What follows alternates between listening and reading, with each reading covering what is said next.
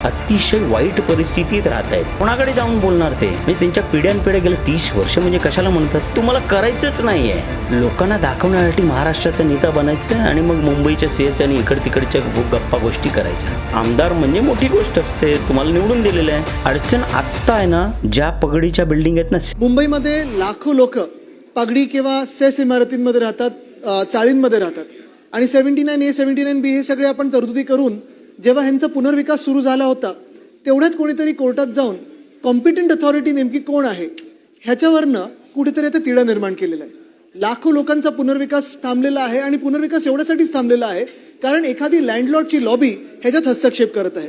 मी आपल्या माध्यमातून सरकारला विनंती करेन की हा तिढा सोडवून घ्या, कारण खरोखर त्यांची जर परिस्थिती बघितली आज जसे ते राहत आहेत, ज्या परिस्थितींमध्ये राहतात, मग चाळी असतील, त्या सेस इमारती असतील, पगडीच्या घर असतील, हे खरोखर बिकट झालेले आहेत आणि इथे सरकारने लक्ष देणं आणि हा प्रश्न सोडवणं गरजेचं आहे. सप्टेंबर 2025ला आझाद मैदानला पगडी सिस्टमचे जे टेनेंट्स आहेत त्यांचे आंदोलन झालं होतं. त्याच्यापूर्वी आदित्यजींचं पाठिंबा यांना होता की यांना रिडेव्हलपमेंटमध्ये सामील करावं.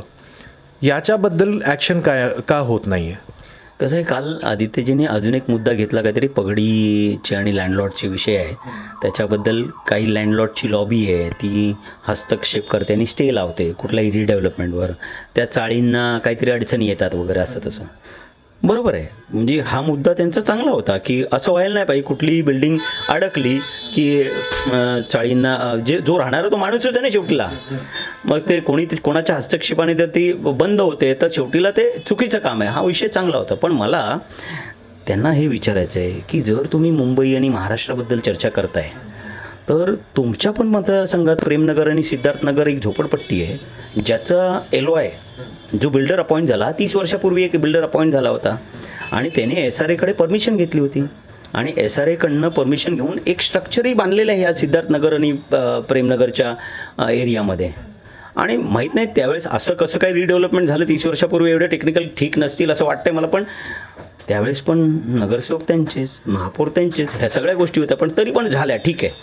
पण ही जी रिडेव्हलपमेंट ही टोटल 10 एकरवर असलेली रिडेव्हलपमेंट आहे. आणि अचानक कोणाला कळलं की हा आदित्य बिर्लाचा प्लॉट आहे, काहीतरी 2 एकरचा प्लॉट, आदित्य बिर्लाचा प्लॉट, आणि त्याच्यावरच ते स्ट्रक्चर बांधलं गेलं आणि मग त्याने स्टे दिला. आता त्याने स्टे दिला पण तुम्हाला परमिशन आली 10 एकरची.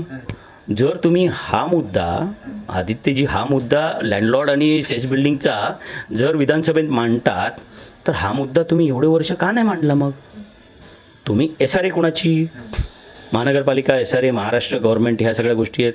तुम्ही एक मीडिएटर, आमदार म्हणजे मोठी गोष्ट असते, तुम्हाला निवडून दिलेलं आहे. तुम्ही एक मीडिएटर म्हणून, बिल्डर, SRA म्हणून तुम्ही बसायला पाहिजे होतं. चला ह्याला स्टे आला ना, पण बाकीचा 8 एकर उरलेला प्लॉट आहे ना, तिथे बांधकामला परमिशन द्या. चला, हे लोक म्हणजे अतिशय वाईट परिस्थितीत राहत आहेत. कोणीही काही करतं, गरीब आहेत बिचारे, कोणाकडे जाऊन बोलणार ते? तुम्ही जर इंटरव्ह्यू काल घेतलेली आहे ना, त्याच्यामध्ये बोलले असेल काय करणार आम्हाला तर कळत नाही. म्हणजे त्यांच्या पिढ्यानपिढ्या गेलं 30 वर्ष म्हणजे कशाला म्हणतात? हे गेली एक पिढी, आता दुसरे आले, तरी तुमचं काही नाही, तुम्हाला करायचंच नाही आहे. आणि लोकांना दाखवण्यासाठी महाराष्ट्राचा नेता बनायचं आणि मग मुंबईच्या सीएस आणि इकड तिकडच्या गप्पा गोष्टी करायच्या. जे आहे त्याच्यात करा ना पहिला. मला तर मी RTA टाकणार आहे की ह्यांचा फंड जो येतो ना वर्षाचा, तो पण वापरतात का नाही वापरतात देवाला माहिती. सर, पण या पगडी टेनेंट्सच्या बद्दल सरकारचं काय भूमिका आहे याच्याबद्दल काही माहिती आहे? बघा कसं आहे, पगडी टेनंटबद्दल तुम्ही जर बघितलं असेल ना, अख्ख्या हा आता वरळीत पण पगडीच्या बिल्डिंग आहेत आणि वरळीच्या बाहेर पण आहेत. पण मला जे नॉलेज आहे, ज्या पगडीच्या बिल्डिंग आहेत ना, सेस बिल्डिंग, त्यांचं रिडेव्हलपमेंट इमिजिएट होतं आहे. मग त्या रिडेव्हलपमेंटला काही वेळच लागत नाही कारण त्यांना चांगला FSI आहे जो शासनाने दिलेला आहे.